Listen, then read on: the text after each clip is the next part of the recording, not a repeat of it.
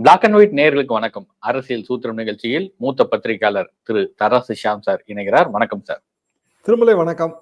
Sir, மும்மொழி கொள்கை அமல்படுத்தினால் மட்டுமே தமிழ்நாட்டுக்கு பள்ளி கல்வித்துறைக்கு நிதி வழங்கப்படும் என மத்திய கல்வித்துறை அமைச்சர் அறிவித்திருக்கிறார். இந்த 2152 கோடி ரூபாய் கடந்த ஆண்டு வழங்க வேண்டியதே பெண்டிங் இருக்கிறதுக்கு அவர் அப்படி சொல்லியிருக்காரு. ஆனா முதலமைச்சர் என்ன சொல்றாருன்னா, இவ்வளவு திமிருத்தனமாக பேசினால் தமிழர்கள் தங்களுடைய தனி குணத்தை காட்ட வேண்டியிருக்கும் என்று எச்சரிக்கை விடுத்துள்ளார். மீண்டும் ஒரு இந்தி எதிர்ப்பு போராட்டம் அப்படின்னு தமிழகத்தில் வெடிக்கக்கூடிய சூழல் இருக்கிறதா? பள்ளிக்கல்வித்துறை அமைச்சரும் அப்படிதான் சொல்றாரு. மத்திய கல்வி அமைச்சர் சொல்லியிருப்பது ரொம்ப அட்ராஷியஸ்ங்க. அது ஒரு கூட்டாட்சி தத்துவத்திற்கு எதிரானது. என்ன காரணம்னா, கல்வி 2 ஒத்திசைவு பட்டியலில் இருக்கு. மத்திய அரசுக்கும் மாநில அரசுக்கும் பொறுப்புன்னு வரும்போது மாநில அரசை கன்சல்ட் பண்ணி தான் செய்ய முடியும். ஒரு காலத்துல அது மாநில அரசுக்கு மட்டும் பொறுப்பா இருந்துச்சு, ஸ்டேட் லிஸ்ட்ல இருந்துச்சு. இப்போ இது ஆரம்பத்துல இருந்து நம்ம பார்க்கணும். அது என்னோட ஸ்கூல் டேஸ் மும்மொழி கொள்கை தான். மும்மொழி கொள்கைனா ஸ்கூல்ல எல்லா ஸ்கூல்லையும், கவர்மெண்ட் ஸ்கூல் உட்பட எல்லா ஸ்கூல்லையும் ஹிந்தி சொல்லி தருவாங்க. ஆனா பொது தேர்வு எழுதும்போது, அதாவது பள்ளி இறுதி வகுப்பு இருக்கு இல்லையா, எங்களுக்கு 11 வகுப்புங்க. இந்த எல்கேஜி யூகேஜி சிஸ்டம் அப்ப கிடையாது. 6 வயசான உடனே ஃபர்ஸ்ட் ஸ்டாண்டர்ட் போயிடலாம். இங்கிலீஷ் 5th ஸ்டாண்டர்ட் இல்லைன்னா 6th ஸ்டாண்டர்ட்ல இங்கிலீஷே வரும். அப்போ என்ன பேஸ் கிடைச்சதுன்னா, 1வது வகுப்புல இருந்து 5வது வகுப்பு வரைக்கும் தாய்மொழியில நல்ல அடிப்படை கிடைச்சது.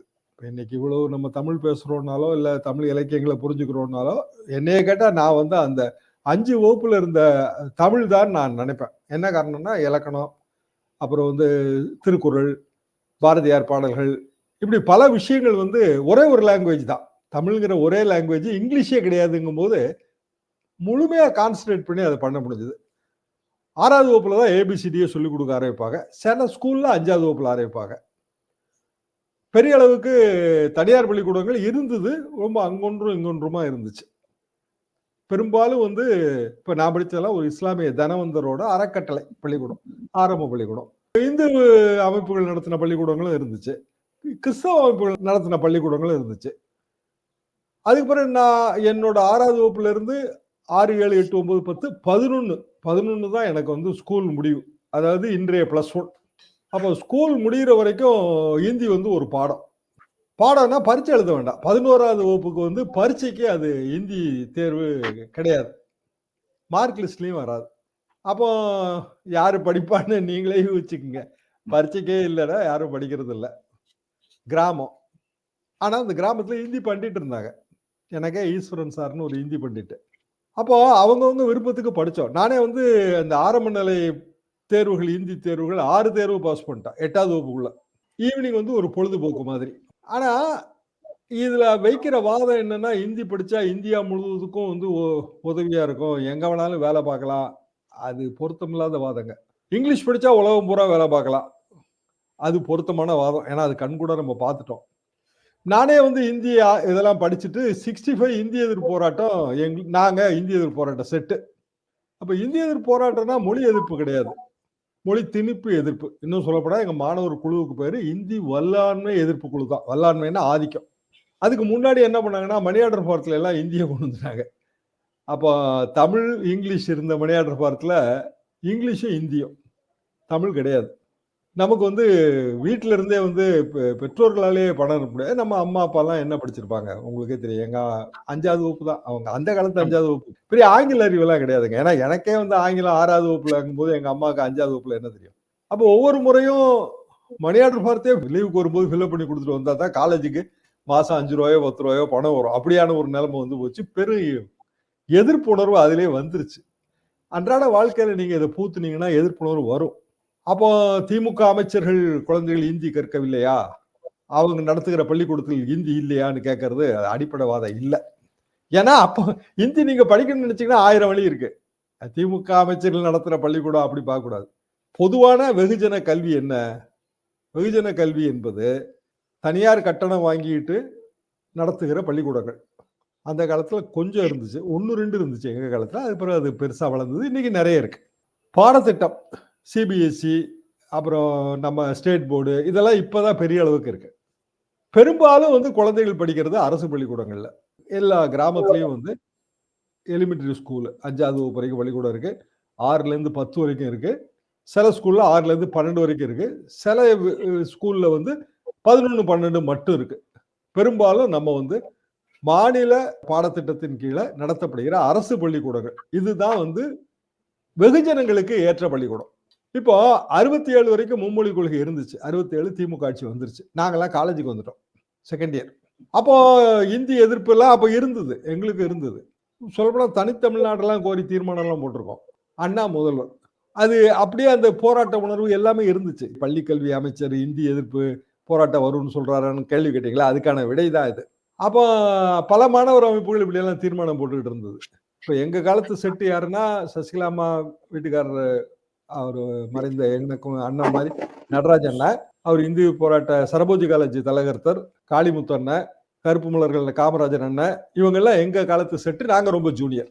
அப்போ அவங்க தலைமையிலையும் பல குழுக்கள் வந்து இந்த இந்தி ஒழிக்கப்பட வேண்டும்னு 67ல, அதாவது அண்ணா திமுக ஆட்சி வந்த பிறகும் தீர்மானங்கள் போட்டுக்கிட்டு இருந்தப்ப அண்ணா ஒரு முடிவெடுத்தார். தமிழ்நாட்டுல இருமொழி கொள்கை தான், அதாவது ஸ்டேட்ஸ் கொள்கை, மாநில கல்வி கொள்கைங்கிறது 2 மொழி. மற்றவங்க எந்த மொழி வேணாலும் படிச்சுக்கிட்டோம், அதை பத்தி ஒன்றும் ஆட்சேபனம் கிடையாது. இது சட்டமன்றத்துல தனி தீர்மானம் கொண்டு வந்து நிறைவேற்றியாச்சு. மத்திய அரசாங்கமும் அதை ஏத்துக்கிடுச்சு. மத்திய அரசாங்கம் ஏத்துக்கிடுச்சு, அதான் அதுல முக்கியம். என்னன்னா நீங்க தீர்மானம் போட்டாலும் அவங்க ஏத்துக்கிடணும்ல. ஏத்துக்கிட்டு தமிழ்நாட்டுல 67ல இருந்து இருமொழி கொள்கை. இப்ப நீங்க அதை மத்திய அரசாங்கமே மாத்தணும்னு நினைச்சாலும் மாத்த முடியாது. அதுதான் அதுல பாயிண்ட். அப்ப நம்மளோட சட்டமன்ற தீர்மானம் அதுக்கான ஏற்றுக்கொள்ளப்பட்டதற்கான குறிப்புகள் எல்லாம் இருக்கு. ஸோ 67ல இருந்து இந்தியே கிடையாது, அரசாங்க ஸ்கூல்லையும் கிடையாது, பிற அலுவல் மொழியாகவும் நம்ம பயன்படுத்துறது இல்லை. இதோட ஒரிஜினல் எதிர்ப்பு எதுல வருது? 1950 நம்மளோட குடியரசான உடனே 15 வருஷத்துக்கு வந்து ஆங்கிலமும் இருக்கும், அதுக்கு பிறகு வந்து இந்தி வந்து கொண்டு வரணும்னு அந்த காலத்துல 50ல போட்டு அது 65 ஜனவரி 26ஆம் தேதி அது அமலுக்கு வருது. அதனாலதான் இந்திய எதிர்ப்பு போராட்டம் 65 ஜனவரி 26ஆம் தேதின்னு அறிவிச்சது. திமுக போராட்டமானா இல்ல, மாணவர்கள் போராட்டம். அதுக்கு முன்னாடி 1935ல இருந்தே இந்திய எதிர்ப்பு இருக்கு. தமிழ்நாடுன்னு சொல்லக்கூடாது, அது தென்னகம். அதாவது தமிழ்நாடு, ஆந்திரா, கேரளா எல்லாம் சேர்ந்த தென்னகத்துல இருக்கு. மறைமலை அடிகளார், பெரியார் தான் இதுக்கு மூல காரணம்னா இல்ல, அதுக்கு முன்னாடி அயோத்தியாச பண்டிதர் காலத்துல இருந்தே இருக்கு. சோ பெரும்பாலும் வந்து தென்னகம் இந்தியை எதிர்க்குது. அதாவது ஆல் இன் அதர் வேர்ட்ஸ், இந்திங்கிற மொழியை எதிர்க்கல, இந்தி மொழி பேசுவோரின் டாமினேஷன். தமிழ் மொழி பேசுவோர் அதிகம் இருக்காங்க, இல்ல தெலுங்கு மொழி பேசுவோர் அதிகமா இருக்காங்க. அவங்க வந்து மத்திய அரசாங்கத்தை அவங்க கண்ட்ரோல் வச்சிருக்காங்க. இந்தியா முழுவதும் தெலுங்கு இருக்கணும்னு முடிவு எடுத்தா அதை நீங்க ஏத்துக்குவீங்களா? சரி, இன்றைய இந்தி அது உண்மையிலே இந்தியான இல்ல, இந்துஸ்தானி தான் வந்து ஒரிஜினல் இந்தி. நம்ம படிக்கிறது எல்லாமே பல மொழிகளின் கலப்போடு கூடிய நவீன இந்தி தான். சரி, இந்த நவீன இந்தியை கத்துக்கிட்டா இந்தியாவின் எல்லா பகுதிகளிலும் உங்களுக்கு வந்து ஈஸி.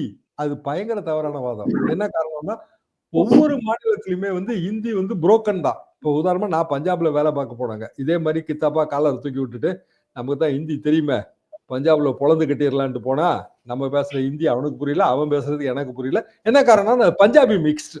இப்போ தமிழே வந்துங்க செந்தமிழ்ல நீங்க பேசுனா உங்களுக்கு புரியுமா? பேச்சு மொழி வேற. அப்ப தமிழ்நாட்டுல ராஜஸ்தான்ல இருந்து இங்க வந்து இருக்கிற அடகு கடைக்காரரு எப்படி நம்ம பேச்சு மொழியை புரிஞ்சுக்கிட்டு பேசுறாரு? ஏன்னா அவருக்கு அது தொழில், வாழ்க்கை, வாழ்வாதாரம். அப்ப நீங்க ராஜஸ்தானுக்கு போறீங்க, ராஜஸ்தானி மிக்ஸ் பண்ண இந்தி, அதை நீங்க தெரிஞ்சுக்கிட்டா தான் நீங்க ராஜஸ்தான்ல வந்து பொழப்பு போட்ட முடியும், கஞ்சி குடிக்க முடியும். அப்ப நீங்க அங்க போய் திருப்பி பயிற்சி எடுக்கணும். எங்க கிராமத்துல இருந்து பம்பாய்க்கு வந்து பல கடைகள்ல வேலை பார்க்கறதுக்கு 60களில் போனாங்க. அந்த அண்ணாச்சிமார்கள் வருவாங்க, உனக்கு ஹிந்தி தெரியுமாம்ல, நீ ஹிந்தி எல்லாம் படிக்கிறியாம்ல, எங்க பதில் சொல்லு அப்படின்னு சொல்லி வேணுக்குன்னே கேள்வியை கேட்பாங்க. நமக்கு ஒண்ணுமே புரியாது. என்னன்னா அவர் பேசுறது பம்பாய் ஹிந்தி, பம்பாய் ஹிந்தி, மகாராஷ்டிரா ஹிந்தி. அதுவே நம்ம இங்க சுத்த ஹிந்தி தான் படிச்சிருப்போம். பிராத்மிக், மத்தியமா, ராஷ்டிர பாஷா, பிரவேசிகா, விஷாரது பூர்வாரது, விஷாரது உத்தராரதுன்னு இது பூரா சுத்த ஹிந்தி. ரெண்டுமே பொருந்தவே பொருந்தாதுங்க. சரி, இந்தியாவில் இருக்கிற எல்லாரும் இதை ஆதரிக்கிறாங்களா? கிடையாது. நீங்க மராத்தியில போய் கேளுங்க, மராத்தியவே இந்தி அழிச்சிருச்சுன்னு அங்க எவ்வளவு குமுறல் இருக்கு. சரி, தாய்மொழி கல்வி அதுதான் எல்லாமே தர்மேந்திர பிரதான் சொல்றது தாங்க. அப்படின்னா பீகார் மைத்திலி, போஜ்புரி, பல மொழி இருக்கு, அதான் அவங்க தாய்மொழி. அந்த தாய்மொழியில நீங்க கல்வி கற்றுக் கொடுப்பீங்களா? நம்ம தமிழ்நாட்டுல வந்து தமிழை வந்து ஸ்ட்ரென்தன் பண்ணிட்டோங்க. தமிழ்ல நம்மகிட்ட வந்து அறிவியல் பாடங்கள் இருக்கு, லா உட்பட எல்லாமே தமிழ்ல இருக்கு. தமிழ்ல வந்து கத்துக்கிறதுக்கு ஸ்கோப் இருக்கு. அப்பவும் அது ஆங்கிலத்துல தான் கத்துக்கணும்னு நினைக்கிற மனோபாவமும் இருக்கு. கவர்மெண்ட் ஸ்கூல்லேயே நம்ம இங்கிலீஷ் மீடியம் வச்சிருக்கோம். அப்போ நீங்க இந்தியை இங்க கொண்டு வரதுல என்ன நன்மை, என்ன தீமை? என்ன தீமைன்னு நான் நினைக்கிறேன்னா, அரசு பள்ளி மாணவ, மாணவியருக்கு ரொம்ப எளிய பேக்ரவுண்ட்ல இருந்து வர்றவங்களுக்கு கூடுதலான பாட சுமை. நான் ஆரம்பத்துல சொன்ன உதாரணம் அதுதான். 5வது வகுப்பு வரைக்கும் தமிழ் மட்டுமே கற்றுக்கொண்டதால் தான் நான் தாய்மொழியில சிறந்து விளங்குறேன். ஆங்கிலம் கூட எனக்கு கிடையாது. இப்ப இன்னொரு லாங்குவேஜையும் நீங்க கூடுதல் சுமையா ஏத்துனீங்கன்னா, கிராமத்துல இருந்து வர்ற குழந்தைகள், கிராமத்துல இருக்கிற சாதாரண பள்ளிக்கூடத்துல படிக்கிற குழந்தைகள், அவங்களுக்கு பெரிய சுமை.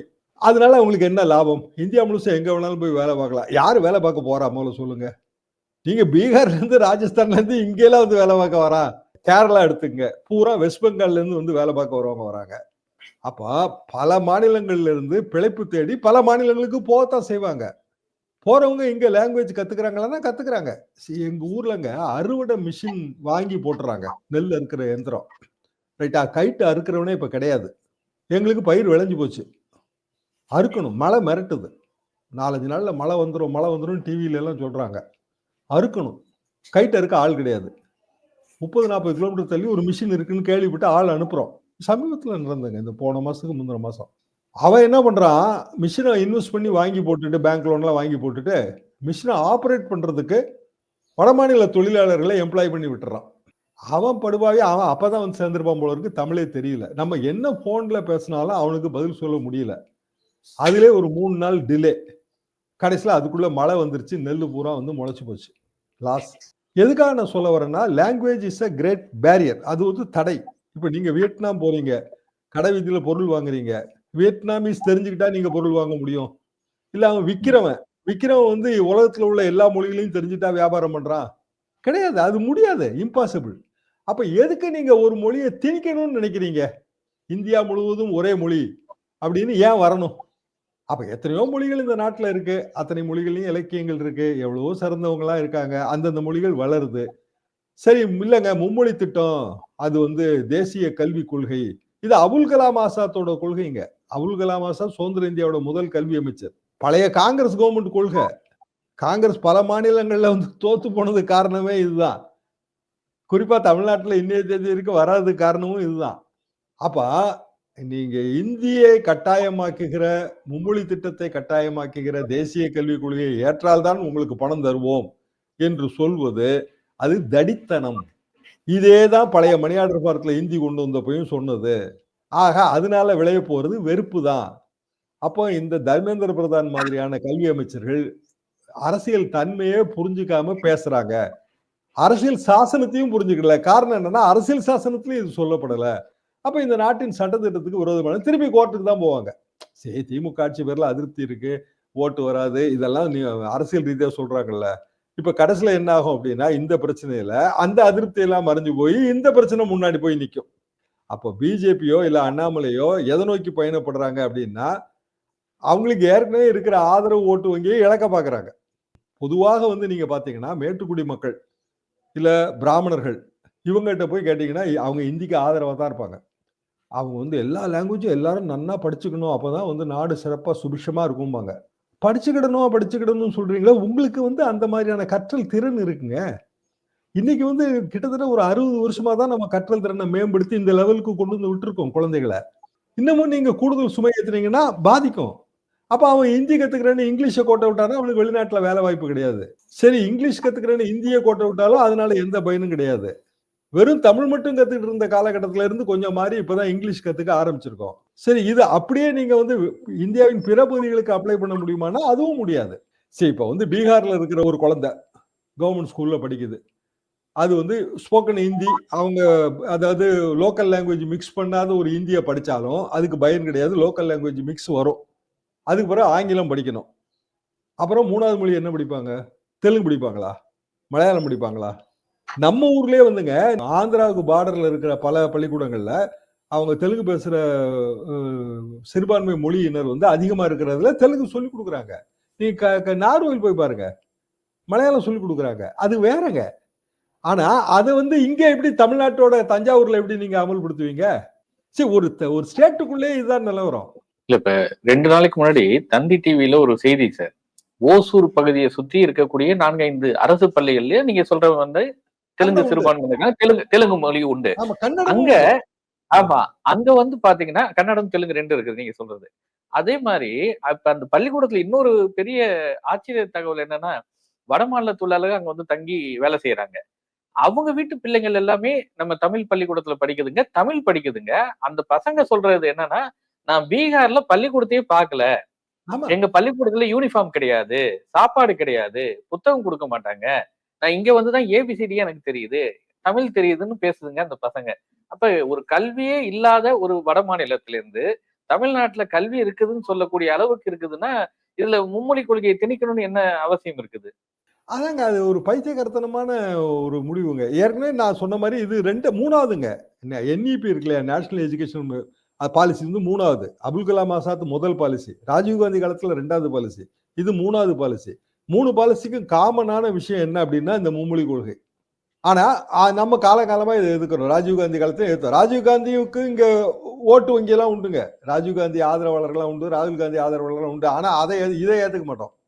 மோடியை பிடிக்குங்கிறதுக்காக இந்தியை ஏத்துக்கணுங்கிற அவசியம் கிடையாது. மோடியை பிடிக்கிறவங்க பிடிக்கட்டும். அதை பத்தி நமக்கு என்ன வந்திருக்கு? அது ஜனநாயகத்துல அவங்கவுங்க உரிமை தானே. அண்ணாமலை என்ன தவறா புரிஞ்சுக்கிட்டு சொல்றாருன்னா 60லயே இது அப்சல்யூட் பாலிசின்றாரு. நான் 65 இந்திய எதிர்ப்பு போராட்ட செட்டு, அப்புறம் 67 வந்து இருமொழி கொள்கை செட்டு, 67 எனக்கு காலேஜ் செட்டு. இன்னைய தேதி வரைக்கும் அது உயிரோடு இருக்கு. அது எப்படி வந்து காலாவதியான போன கொள்கைன்னு அவர் சொல்றாருன்னு எனக்கு புரியல. அப்ப அண்ணாமலையோட கருத்து தான் காலாவதியா இருக்கு. அடிப்படையில நீங்க ஒரு கல்விக் கொள்கை கொண்டு வந்தீங்கன்னா அது யாருக்கு லாபமா இருக்கணும்? மாணவர்களுக்கு கூடுதல் சுமை இருக்கக்கூடாது, பெற்றோர்களுக்கு சுமையா இருக்கக்கூடாது. இன்னும் சொல்ல போனால் நம்மளோட ஸ்கூல் டெக்ஸ்ட் புக்லாம் அண்ணாமலை வாங்கி பார்த்திருக்காரா இல்லையானே தெரியல. நான் வந்து ஒரு டூரு ஏதாவது ரிலேட்டிவ்ஸ் வீட்டு ஃபங்க்ஷன் போனா இந்த குழந்தைகளோட பேசி எத்தனாவது வகுப்பு படிக்கிறேன்னு கேட்டு உன்னோட ஸ்கூல் புக் கொண்டு வந்து காட்டுப்பா, நான் பார்த்ததே கிடையாது, பார்க்கணும். இந்த இப்ப சமீபத்துல போயிருந்தப்ப 7வது வகுப்பு புக்கு எல்லாம் பார்த்தாங்க. தமிழ் வந்து கம்ப்ளீட்டா அரசு புஸ்தகம் எதுவோ அதுதான் எல்லா குழந்தைகளுக்கும். அந்த புக்கை வாங்கி பார்த்தா மாடர்னா இருக்கு. எப்படின்னா இப்போ ஒரு சின்ன ஒரு ஒரு லெசன், அந்த லெசனுக்கு ஒரு படம் போட்டிருக்காங்கன்னா அந்த படத்துல ஒரு QR கோடு கொடுத்துருக்காங்க. நம்ம குழந்தைகளுக்கு வந்து பெற்றோர்கள் டீச் பண்ணும்போது அந்த சொல்லிக் கொடுக்கறதுக்கோ இல்ல உதவி செய்யும் போது QR கோடு செல்போன்ல பிடிக்கிறாங்க. அதுக்கு ஒரு வீடியோ வருது. யாராவது பாத்தீங்களா? மாணவர்களோட இன்றைய டெக்ஸ்ட் புக்கை யாராவது பாத்தீங்களா? தமிழ்நாட்டு மாணவர்களோட இன்றைய டெக்ஸ்ட் புக்கு, அரசு டெக்ஸ்ட் புக்கு QR கோடோட இருக்குங்கிறது எவனுக்காவது தெரியுமா? அண்ணாமலை உட்பட. அந்த முயற்சி என்ன எடுத்தீங்க? நீங்க தெரிஞ்சுக்கிறதுக்கான முயற்சி என்ன எடுத்தீங்க? சும்மா உட்காந்து காலாவதியான கொள்கைன்னு சொன்னா என்ன அர்த்தம்? நீங்க வாங்கி பாருங்க. எல்லா தமிழ் புக்கும் அரசு புக்கு. எல்லா புக்லயும் எல்லா பாடத்திலையும் வந்து QR கோடு இருக்கு. படத்திலே இருக்குங்க. அடிச்சா சூப்பரா அது யூடியூப்ல போய் லிங்க் ஆகி ஒரு இது வருது. முனிவரும் வேடனும் அப்படின்னு ஒரு கதைன்னு வச்சுங்க. அது ஒரு கதையா வருது அதுல. அப்ப அந்த அளவுக்கு நம்ம மாடர்னிட்டி கொண்டு வந்திருக்கோம் நம்மளோட கற்பித்தல் முறையில. அப்போ எப்படி வந்து பீகார்ல இருந்து இங்க பிழைக்க வரவங்க இல்ல பஞ்சாப்ல இருந்து பிழைக்க வரவங்களோட குழந்தைகள் நம்ம பாடத்திட்டத்தை தான் விரும்புறாங்க.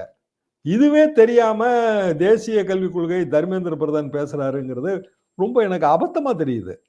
அபத்தம் மட்டும் இல்ல, அடிப்படை உணர்வுகளுக்கு மாறானதா இருக்கு. இந்த நிலைப்பாட்டுல பாஜகவுக்கு இங்க தமிழ்நாட்டுல ஒரு பெருத்த அடி விழுவும்னு நினைக்கிறீங்களா சார்? என்ன கடந்த கால நிகழ்வு ஏதோ அவங்க வளர்ந்துருவாங்களோன்னு நினைச்சு நல்லா கவலைப்படுறது உண்டுங்க. நான் வந்து அடிப்படையில பிராங்கா சொல்லிடுறேன். என்னன்னா இந்த மத ரீதியான அரசியல் வரவே கூடாதுன்னு நினைக்கிறவன் தான் நான். காரணம் அது பெரிய பிளவுபடுத்த சக்திங்க. நானே என்னோட நூல்களுக்கு மராத்தி ஹாட்லேண்ட்ல டிராவல் பண்ணும்போது சாயந்தரம் 6 மணிக்கு மேல போகவே முடியாது. ஐயோ அதெல்லாம் வந்து முஸ்லீம் ஏரியாங்க, அங்க போக முடியாதுமாங்க. முஸ்லீம் டிரைவரா இருந்தா சார் அது ரொம்ப ஹிந்து ஏரியா போக முடியாதுமாங்க. அப்போ ஒரு 6 மணிக்கு மேல சுதந்திர நாட்டுல ஒரு கிராமங்களுக்குள்ள கோலாப்பூர்லாம் போகும்போது கிராமங்களுக்குள்ளே போக முடியல. 6 மணிக்கு மேல வேணாங்க, அதெல்லாம் ரிஸ்க். அது என்னங்க ஒரு அப்ப நாடு? அப்படிப்பட்ட நிலைமையை தமிழ்நாட்டில் கொண்டு வரணும்னு நினைக்கிறேன். நீங்க இங்க வந்து எத்தனை மணிக்கு வேணாலும் எந்த ஊருக்கு வேணாலும் எந்த கிராமத்துக்கு வேணாலும் போகலாம். குக்கிராமத்துக்கு கூட நீங்க டிராவல் பண்ணலாங்க தைரியமா. அங்கொன்றும் இங்கொன்றும் சம்பவம் நடக்கும்போது அதெல்லாம் அண்ணாமலையெல்லாம் ரொம்ப பெருசுபடுத்தி தமிழ்நாடே சீரழிந்து விட்டது, சட்டம் ஒழுங்கு சீரழிந்து விட்டது, பாலியல் குற்றங்கள் பெருகி விட்டன இப்படி சொல்லிட்டு இருந்தாரு. அதான் பிராக்டிக்கலா அவருக்கு வந்து தமிழ்நாடு தெரியல. தர்மேந்திர பிரதானுக்கு தெரியலங்கிறது கூட எனக்கு வந்து அது சரி, அவர் நார்த் இந்தியன் லீடர் தெரியாம இருக்கலாங்க. எல்லா தமிழ்நாட்டில் இருக்க அரசியல்வாதிகள்லாம் மத்திய பிரதேசத்தோட இன்டீரியர் கிராமம் தெரியுமா? ஆனா அண்ணாமலைக்கு தெரியணும்ல. அவர் தமிழர் தானே, ஒரு கிராமத்துல இருந்து படிச்சு வந்தவர் தானே. இப்ப எது உணர்வுன்னு தெரியணும்ல. ஏன் வந்து அவர் வந்து மண்ணுக்கு அந்நியப்பட்ட அரசியலை பண்ணணும்னு நினைக்கிறாரு? சரி, டோட்டலாவேங்க நேஷனல் எஜுகேஷன் பாலிசியை நீங்க எடுத்தீங்கன்னா அதோட எக்ஸாம் சிஸ்டமே வந்து ரொம்ப அபத்தம். 5வது வகுப்புல பரீட்சை அது எங்களுக்கு ஆரம்பத்துல இருந்ததுங்க. நான் ஸ்கூல் எஜுகேஷன் வரும்போது 5வது வகுப்பு பரீட்சை எடுத்துட்டாங்க. என் சிஸ்டர் 5வது வகுப்பு படிச்சேன். அப்புறம் 8th நான் என்னோட ஸ்கூல் எஜுகேஷன்ல உண்டு.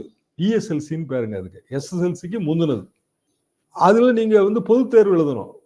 இப்ப எங்க சிஸ்டர்லாம் வந்து அதுல வந்து இங்கிலீஷ் பாஸ் பண்ணல. வீட்டுல சரி போதும் படிச்சது போதும்னு நிறுத்திட்டாங்க, அவ்வளவுதான். 8வது வகுப்பு குழந்தைக்கு மறுதேர்வு எழுதுறதுக்கு ரொம்ப அவமானமா இருக்கும். எழுத மாட்டாங்க. இப்ப கிராமங்கள்ல நீங்க 8வது வகுப்பு பரீட்சை கொண்டு வந்து அந்த பரீட்சையில பிள்ளைகள் ஃபெயில் ஆயிடுச்சு அப்படின்னா வீட்டிலே இருந்துருங்க பொம்பளை பிள்ளைகள். அதுகளுக்கும் சரி யாருங்க ஃபெயில் ஆறா? பேக் பெஞ்சர்ல இருக்கவங்க தானே ஃபெயில் ஆறா. ஃப்ரண்ட் பெஞ்சருக்கு நீங்க பாலிசி வகுப்பீங்களா? பேக் பெஞ்சருக்கு பாலிசி வகுப்பீங்களா? பேக் பெஞ்சுக்கு தான். நேச்சுரலி ஒரு 50 பேர் கொண்ட ஒரு கிளாஸ் எடுத்துங்க. எங்க கிராமத்து பள்ளிக்கூடத்துல E1 E2லாம் இருக்குங்க. அதாவது இங்கிலீஷ் மீடியம் 1, இங்கிலீஷ் மீடியம் 2. அதுலயும் பிள்ளைகள் எந்த பிள்ளைகள் இந்த E1 E2லயும் எந்த பிள்ளைகள் சூப்பரா இருக்குன்னா ஏற்கனவே கற்றல் திறன் கூடுதலா இருக்கிற பிள்ளைகள், கொஞ்சம் ஒரு வசதி வாய்ப்புள்ள குடும்பத்துல இருந்து வந்தவங்க, பெற்றோர்கள் சமயத்துக்கு வந்து நல்லா படிச்சவங்களா இருப்பாங்க. இது எல்லாமே சேர்ந்தா 50 பேர் கொண்ட பள்ளிக்கூடத்துல நல்ல டாப்பா இருக்கிறது அப்படிங்கிறது 5 பேர்ல இருந்து 7 பேர் தாங்க. மிடில் பெஞ்சஸ் இருப்பாங்க. அதாவது 35 மார்க் 45 மார்க் வாங்கி அப்படியே பாஸ் பண்ணிட்டே வருவாங்க. அவங்க வந்து கிராஜுவேஷன் வரைக்கும் வந்துருவாங்க. தமிழ்நாட்டில் இருக்க ஸ்கூல்ல கிராஜுவேஷன் வரைக்கும் வந்துருவாங்க. கிராஜுவேட் ஆயிருவாங்க. கிராஜுவேட்டுக்கு உண்டான 100% நாலேஜ் இருக்குமானா இருக்காது. அதை பத்தி ஒண்ணும் இல்லை. ஆனா பேக் பெஞ்சர் இருக்காங்கல்ல, அவங்க ரொம்ப கஷ்டப்படுவாங்க. 20 மார்க் வாங்குற பிள்ளைகள் 10 மார்க் வாங்குற பிள்ளைகள்லாம் இருக்குங்க. 50 பேர் கொண்ட பள்ளிக்கூடத்துல 30 குழந்தைகள் 10 மார்க்கை தாண்டாது. என்னன்னா பாவம், அது கிராமம், ரொம்ப அடிப்படை கிராமத்துல இருந்து நடந்து வந்து, நானே 5 கிலோமீட்டர் நடந்தாங்க என் ஸ்கூலுக்கு போனேன். இப்பவும் அது இருக்கு. நடந்து வந்து ஸ்கூலுக்கு வராங்க. பஸ் கொஞ்சம் எங்கேயாவது மெயின் ரோட்ல பஸ் வந்துச்சுன்னா நம்ம பஸ் பாஸ் கொடுத்துருக்கோம். எந்த மாநிலத்துல நீங்க குழந்தைகளுக்கு பஸ் பாஸ் கொடுத்துருக்காங்க சொல்லுங்க? எக்ஸப்ட் தென்னக மாநிலங்களை தவிர. பஸ் பாஸ் வாங்கிட்டு இந்த பிள்ளைகள் வந்து பஸ்ல வந்து ஒரு ஸ்கூல்ல வருதுங்க. அதுலயே நம்ம மார்னிங் பிரேக்ஃபாஸ்ட் கொடுக்கறதுனால பல அட்வான்டேஜ். மத்தியானம் வந்து மோஸ்ட்லி வந்து சத்துணவு முட்டையோட. அப்போ எந்த அளவுக்கு நம்ம வந்து பள்ளி கல்வியை முன்னேற்றி இருக்கோம். பாட புத்தகங்கள்ல நவீனம், கற்பித்தல் முறையில நவீனம், ஆசிரியர்கள் ஸ்ட்ரென்த், அதுவே இன்னும் கூட்டணும்னு நம்ம சொல்றோம். தலைமை ஆசிரியர் இல்லைங்க எங்க ஊர் ஸ்கூல்ல, ரொம்ப வருஷமா இல்ல. என்னன்னா ஃபண்டிங் ப்ராப்ளம். அப்போ ஃபண்டிங் ப்ராப்ளம்னா நீ இருக்கிற ஃபண்டை நீ மும்மொழி கொள்கையை ஏத்தா தான் விடுவிப்பேன்னு சொன்னா உன்னை தமிழ்நாட்டுக்குள்ள எப்படி வர விடுவோம் நாங்க? சரி, இங்கேயே ஃபண்டிங் ப்ராப்ளத்துல பல ஸ்கூல்ல வந்து இந்த பிரச்சனை இருக்குங்க. நம்ம ஆசிரியர் போட முடியல, தலைமை ஆசிரியர் இல்லாம எங்க ஊர் வந்து 3 வருஷமா இருக்கு. ஏஹெச்எம் தான் ஹெச்எம் ஃபங்க்ஷனை பண்றாரு. அப்ப அவருக்கு ஒர்க் லோடு கூடும். இவ்வளவும் தாண்டி அங்க ஸ்கீம்ஸ் எல்லாம் பாத்தீங்கன்னா வீடியோ லெசன்ஸ் இருக்கு. பக்கா கிராமங்க. வீடியோ லெசன் இருக்கு, கம்ப்யூட்டர் கிளாஸ் இருக்கு, புது கிளாஸ் ரூம் கட்டியிருக்காங்க. அப்புறம் வந்து அது போக வந்து நேஷனல் மெரிட் ஸ்காலர்ஷிப்புக்கு பிள்ளைகளை தயார் பண்றதுக்கு கோச்சிங் கிளாஸ் நடத்துறாங்க. மாசம் 1000 ரூபாய் ஸ்காலர்ஷிப்புங்க அது. அதுக்கு உட்காந்து படிச்சுட்டு இருக்குங்க. பக்கா கிராமத்து பிள்ளைகள் வந்து அதை பத்தி தெரிஞ்சுக்கிட்டு அந்த ஸ்கூல்ல அந்த எஜுகேஷன் கொடுத்துருக்காங்க. இந்த மாதிரி 1000 ரூபாய் கிடைக்கும், ஒரு குறிப்பிட்ட ரேங்க் வாங்கினா 1000 rupees 2 வருஷத்துக்கு மாசம். அதாவது 12 24,000 ரூபாய் கிடைக்குது. அதுக்கு கிளாஸ், கோச்சிங் கிளாஸ் ஸ்கூலுக்குள்ளேயே, கவர்மெண்ட் ஸ்கூலுக்குள்ளேயே. இவ்வளவு நம்ம பண்றோம். சும்மா என்னமோ ஒண்ணு அண்ணாமலை வந்து பேத்தலா இருக்காது. புரிஞ்சுக்கிட்டு பேசுறாரா, புரியாம பேசுறாரா? நீ வந்து என்ன வேணாலும் கொள்கையை சொல்லுங்க, அதை பத்தி நம்ம கவலை கிடையாது. நீ திராவிடத்துக்கு எதிரானவனா இருந்துட்டு போ, ஆரியத்துக்கு ஆதரவானவனா இருந்துட்டு போ. மக்கள் விரும்பினா ஓட்டு போட போறாங்க, அவ்வளவுதான். ஆனா அடிப்படையான விஷயங்கள்ல நீங்க குரல் கொடுக்கும் போது உங்களை கடுமையா எதிர்ப்போம். இதான் அண்ணாமலை புரிஞ்சுக்கணும்னு நான் எதிர்பார்க்கிறேன். அதாவது விகடன் பிளஸ்ன்ற ஒரு இணையதளத்துல ட்ரம்ப்பும் மோடியும் சந்தித்துக் கொள்ளும் போது மோடியின் கைகால்களில் விலங்கிட்டது போன்ற ஒரு கார்ட்டூன் வெளியிட்டிருக்காங்க. இதற்காக இந்த இணையதளம் முடக்கப்பட்டிருக்கிறது. இதற்காக பல்வேறு அரசியல் கட்சி தலைவர்களும் அதுக்கு கண்டனம் தெரிவித்திருக்காங்க. கருத்து சுதந்திரம் பறிக்கப்படக்கூடிய ஒரு சூழல் இருக்கிறதா? ஏன்னா விகடன் நிறுவனமே சொல்லியிருக்கிறது என்னன்னா, மத்திய அரசு அதிகாரப்பூர்வமாக இணையதளத்தை முடக்கி இருக்குன்ற தகவலை சொல்லல. ஆனா இதை எதிர்த்து நாங்கள் போராடுவோம், நீதிமன்றத்துக்கு செல்வோம் அப்படின்னு இருக்கிறாங்க. இது மிகப்பெரிய ஆபத்தான ஒரு கட்டத்துல இருக்கா, இல்ல இதுக்கு முன்னாடியும் இது போன்ற சம்பவங்கள்லாம் நடந்திருக்குதா? எவ்வளவு நடந்திருக்குங்க. ஏங்க ஜவஹர்லால் நேருவுக்கே வந்து விலங்கு போட்ட கருத்து படம்லாம் வந்திருக்கு சங்கர்ஸ் வீக்லியில. ஜவஹர்லால் நேரு அதை ரசிச்சு தான் இருக்காரு.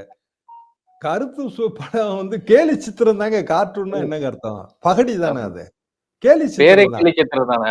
வேற கேலி சித்திரம் தானே. அதுல வந்து ட்ரம்ப் பேசும்போது மோடிக்கு விலங்கு போட்டு மாதிரியான அரசியல் பகுதியில என்ன தவறு வந்துருச்சு? இன்னும் சொல்ல போனா அரசியல் இமேஜ் டவுன் ஆனா, ஆமா டவுன் ஆகத்தான் செய்யும். அதுதானே கருத்து சுதந்திரம். ஆயிட்டு போட்டோம். அதை நீங்க வந்து ஈடுகட்டுங்க. அடுத்தாப்புல வர்ற திருப்பி அனுப்பப்படுகிற இந்தியர்கள் யாருக்குமே விலங்கு போடவில்லை அப்படின்னு சொல்லுங்க. உங்களால சொல்ல முடிஞ்சுதா? சரி, ஒரு நாட்டுல இருந்து திருப்பி அனுப்புறாங்க. இவன் டங்கி ரூட்ல போனவன். ஒரு படமே வந்திருக்கு, ஹிந்தி படம் ஒண்ணு, ஷாருக் கான் நடிச்ச படம் டங்கின்னு. டங்கின்னா ஹாப்பி, டாங்கி இல்ல, அது கழுதை இல்ல. டங்கின்னா ஒரு இடத்துல இருந்து ஒரு இடத்துக்கு போறது. பஞ்சாப்ல இருந்து போறதுக்கு 6 மாசம் ஆகும் அமெரிக்கா போறதுக்கு. அதுக்கு 50 லட்சம் 1 கோடின்னு செலவு பண்ணிட்டு போறான். யாரெல்லாம் போறா? குஜராத்துக்காரன் போறான், உத்தரப்பிரதேசக்காரன் போறான், பஞ்சாப்காரன் போறான். எவனாவது ஒருத்தன் ஆந்திராக்காரன், தமிழ்நாட்டுக்காரன், கேரளாக்காரன் போயிருக்கானா? திருப்பி அனுப்புற பட்டியல இவன் எவனாவது இருக்கானா? அப்ப 50 லட்சம் ரூபாயை வச்சுட்டு கூட குஜராத்ல பொழைக்க முடியாத நிலைமையில் தானே குஜராத் மாடல் அரசு இருக்கு. அப்ப 50 லட்சம் ரூபாய், 25 லட்சம் ரூபாய், 1 கோடி ரூபாய்லாம் செலவழிச்சு ஒரு தவறான சட்டவிரோதமான வழியில வேற ஒரு நாட்டுல போய் பொழைக்கணுங்கிற அளவுக்கு ஏன் நீ உன் நாட்டுக்காரனை மோசமா வச்சிருக்க? சரி, இந்த இதுக்கெல்லாம் ஏஜென்ட் இருக்கான்னு இது வரைக்கும் கவர்மெண்ட்டுக்கு தெரியாதா? எத்தனை வருஷமா இது நடந்துட்டு இருக்கு?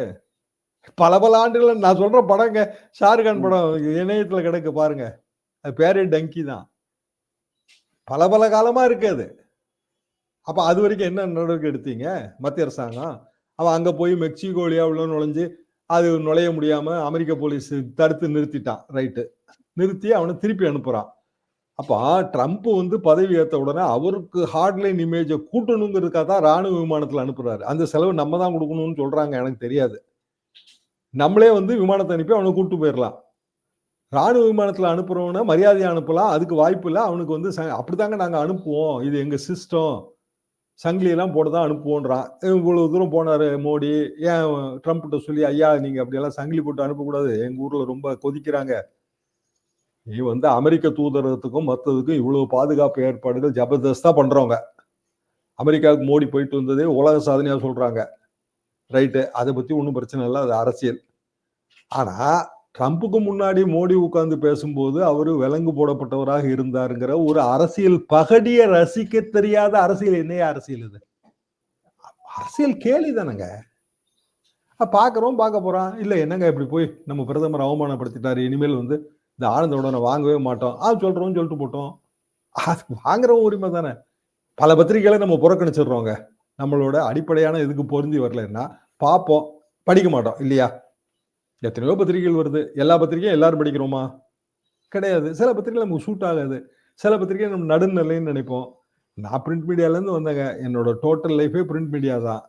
அப்படிதான் போயிட்டு இருந்தது. அந்த காலத்துல தராசைன்னு அவ்வளவு பேரும், கோடிக்கணக்கான பேரும் வாங்கி படிச்சிருவாங்களா? அப்படி படிக்க மாட்டாங்க. அது எப்படி படிப்பாங்க? பிடிக்காதவங்க ஏராளமான பேர் இருப்பாங்க. நம்ம சொல்ற கருத்தை எல்லாருக்கும் எப்படி பிடிக்கும்? நம்ம எக்ஸ்பீரியன்ஸ்ல இருந்து இந்த கருத்தை சொல்றோங்க. வள்ளலாரே வந்து அவர் கருத்தை ஏத்துக்கலைன்னா நான் என்ன பண்ண முடியும் தான் சொல்றாரு. அப்ப ஆக மொத்தத்துல ஒரு பத்திரிகையில கேலி சித்திரம் வந்தா அதனால வந்து பிரதமர் மேல இழிவு வந்துரும் சொல்றதே படுமுட்டாள்தனம். யாரு பேர்லயும் வராது, அப்படி எந்த தலைவர் பேர்லயும் வராது. அப்ப அதுக்கு வந்து ஒரு இணையதளத்தை முடக்க போறோம்னா, சரி, அடிப்படையில் என்னன்னா முடக்கியாச்சு. முடக்கிட்டு தீர்ப்பு இப்பதான் எழுதுறாங்க, தண்டனை மூலம் கொடுத்தாச்சு, தீர்ப்பு பின்னாடி வருது. இப்பதான் வந்து அவங்கள்ட்ட விளக்கம் கேட்டு நோட்டீஸ், இன்னைக்கு என்றாம் ஒரு அறிக்கை விட்டு இருந்தாரு, அதுல படிச்சு பார்த்தா இப்பதான் நோட்டீஸே கொடுத்துருக்காங்க. அப்படின்னா ஒரு வரம்பற்ற அதிகாரத்தை கையில வச்சிருக்கிறதுனால என்ன வேணாலும் செய்யலாம் அப்படிங்கிற மைண்ட் செட்டை தானே குறிக்குது. இந்த அண்ணாமலை இவர் நேரத்துல இருந்து இணையத்துல ஒரு இது வருதுங்க, இவரைத்தான் பசுமை விடன்ல வந்து அவர் ஐபிஎஸ்ல இருக்கும்போது தற்சார்பு வாழ்க்கை தான் சிறந்தது, ஐபிஎஸ் வாழ்க்கை விடன்னு அட்டப்பட கட்டுரை போட்டு அண்ணாமலை வந்து அட்டப்படத்துல இருக்காரு. அப்பவே வந்திருக்கு 2020ல. நமக்கு நான் பசுமை விடன் பெருசா படிக்கிறதுல அதனால எனக்கு தெரியாது. அதை யாரோ கம்பேர் பண்ணி வளர்த்த கடா அப்படின்னு போட்டு ஒரு சர்க்குலேஷன் ஆயிட்டு கிடந்துச்சு. அப்பதான் பார்த்தேன், சார் தான் அப்படின்னு. அப்போ ஐபிஎஸ் படிச்ச அண்ணாமலைக்கு இவ்வளவுதான் தெரியுமா? இந்த கார்ட்டூன் வந்தே 4-5 நாள் ஆச்சு போல இருக்கு. அதுக்கு பிறகு நானும் விகடன் இதுக்கு சப்ஸ்கிரைபர் தாங்க. ஆனா எல்லா விகடன் பிளஸ் எல்லாத்தையும் படிக்க முடியாது. அதுல குறிப்பிட்டாப்புல வந்து ஆனந்த உடன், ஜூனியர் உடன், இப்படி குறிப்பிட்ட இதுதான் நம்ம படிப்போம். இந்த கார்ட்டூன் வந்து உண்மையிலே தெரியாது. அப்போ சொன்ன பிறகு கார்ட்டூன் வந்து தெரிஞ்சு போச்சு. அப்பதான் அதை எடுத்து படிக்க ஆரம்பிச்சோம். அதுக்கு வந்து இணையதளத்தை நீ முடக்க போற அப்படின்னா, அப்பனா நாளைக்கு இன்னொரு கட்சி வந்து உங்க இணையதளத்தை எல்லாம் முடக்கும்ல. அப்படி என்ன அதுல ஜனநாயகம் இருக்கு? இதுக்கு அண்ணாமலை எப்படி குரல் கொடுக்காரு? அப்ப அண்ணாமலை அவரோட சொந்த ஓட்டு வங்கியை ஒழிச்சுக்கிட்டுறாரா? இல்ல இன்னொருத்தன் வந்து மாநில தலைவர் அவருக்கு பதிலா வந்துட்டான்னா அவனுக்கு வரவே கூடாது எதுவுமே நினைக்கிறாரா? எனக்கு அதுவே புரியல. சரி, ஆதரவை பெருக்கணும் தாங்க ஒரு அரசியல்வாதி நினைப்பான், எந்த அரசியல்வாதியும். அந்த வளையத்துக்குள்ளேயே ஏன் இவர் வர மாட்டேங்கிறார்? இந்த பக்கம் பார்த்தா மும்மொழி கொள்கை, இந்தி, அதுக்கு வேற கருத்து சொல்றாரு. இந்த பக்கம் பார்த்தா விகடன் பிளஸ் கேலி சித்திரம், இதுக்கு வேற கருத்து சொல்றாரு.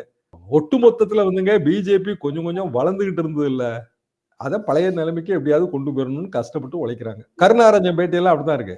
அண்ணாமலை முடிவு எங்கள் தலைவர் உத்தரவிட்டால் நாங்கள் வந்து வீடன் அலுவலகத்தை முற்றுகையிடுவோம், வீடன் பிரதிகளை எல்லாம் கொளுத்துவோம். இதெல்லாம் 85ல அதிமுக எல்லாம் இதை செய்யும். தராசு காலத்துல எதிர்கட்டுரை போட்டா வாங்கி கொளுத்துவாங்க. ரொம்ப மகிழ்ச்சி ஆயிரும். என்னன்னா அவங்க கொளுத்துறாங்கிறதுக்காகவே எக்ஸ்ட்ரா காப்பி அடிச்சு வச்சிருப்போம். அப்போ ஒரு 1000 காப்பி ஒரு ஊர்ல போடுறோம், 1000 காப்பியும் கடையில அவசரமா வாங்கி கொளுத்திட்டாங்க அப்படின்னா அடுத்த 1000 காப்பி பார்சல் ஆகி போயிடும் அடுத்த நாள். நமக்கு ஊர்ல பாப்புலாரிட்டியா இருக்குங்க. நீங்க எழுத்தீங்கன்னா பாப்புலாரிட்டி கூடுமா குறையுமா? நிஜமாவே நான் சொல்றேன். தராசு காலகட்டத்திலயும் இது நடந்ததுதாங்க. திமுக ஆட்சி காலத்திலயும் எரிச்சிருக்காங்க, அதிமுக ஆட்சி காலத்திலயும் எரிச்சிருக்காங்க. எரிச்சா லாபம் யாருக்குன்னா பத்திரிகைக்கு தான். இல்ல இப்ப நீங்க சொல்ற மாதிரி இந்த கேலி சித்திரம் எல்லாத்துக்கும் தெரிஞ்சிருக்காது அந்த தகவல். இப்ப இந்த எதிர்ப்பு மூலியமா எல்லாத்துக்கும் தெரியுதுல, அதை கொண்டு போய் சேர்த்திருக்கிறாங்க அப்படின்னு 87ல பிஎச் பாண்டிய அண்ணாச்சி இப்ப சபாநாயகரா இருந்தப்ப வீடன் ஆசிரியரை இதே மாதிரி ஒரு கேலி சித்திரங்க. அதுவும் ரீடர் கேலி சித்திரம். அதாவது சட்டமன்றத்தில் இருக்க எம்எல்ஏக்கள் இவங்கெல்லாம் வந்து ஒரு திருடர்கள், அயோக்கியர்கள் மாதிரியான ஒரு சித்தரிப்பு இருக்கும். அதுக்கு வந்து சட்டமன்றத்துல ஒரு உரிமை மீறல் பிரச்சனை. அவருக்கு 2 நாள் சிறை தண்டனை, ஜெயில போட்டாங்க. அப்புறம் எல்லாரும் இந்தியா முழுவதும் அது கண்டன குரல் வந்துச்சு. அப்புறம் நீதிமன்றம் விடுவிச்சிருச்சு. அவர் வழக்கு போட்டாரு. வழக்கு போட்டு நடத்திட்டே இருந்தார். மறைந்தவர். எங்களுக்கெல்லாம் பெரிய ஒரு வழிகாட்டி மாதிரின்னு வைங்களேன். அவரோட பல கருத்துக்கள் நான் ஏத்துக்க மாட்டேன். ஆனா பத்திரிகை துறையில வழிகாட்டி. அது எனக்கு 1925ல இருந்து இருக்கிற நிறுவனங்க. அண்ணாமலையோட தாத்தா காலத்துல இருந்து இருக்கும் அது. அப்போ அவர் கேஸ் போட்டு நடத்தினாரு. கடைசியில அரஸ்ட் இல்லீகல்னு முடிவாயிடுச்சுங்க. அது ஏதோ ₹1 ₹100 அவரு ஒரு தொகை கேட்டாரு. ரொம்ப சின்ன தொகை. அவரோட கௌரவம், இழந்த கௌரவத்துக்கு அந்த செக்கை வந்து கவர்மெண்ட் கொடுக்க வேண்டியதாகி போச்சு, தமிழ்நாடு கவர்மெண்ட். அதை அவர் ஃப்ரேம் பண்ணி ஒரு ரூம்ல போட்டிருந்தாரு. இதான் வரலாறு. இது அண்ணாமலைக்கு தெரியுமா தெரியலையானே தெரியும். எனக்கு ரொம்ப ஆச்சரியமா இருக்கு அவர் இப்படி பேசுறதெல்லாம் பார்க்கும்போது. நன்றிங்க சார். மற்றொரு நேர்காணல சந்திப்பாங்க சார்.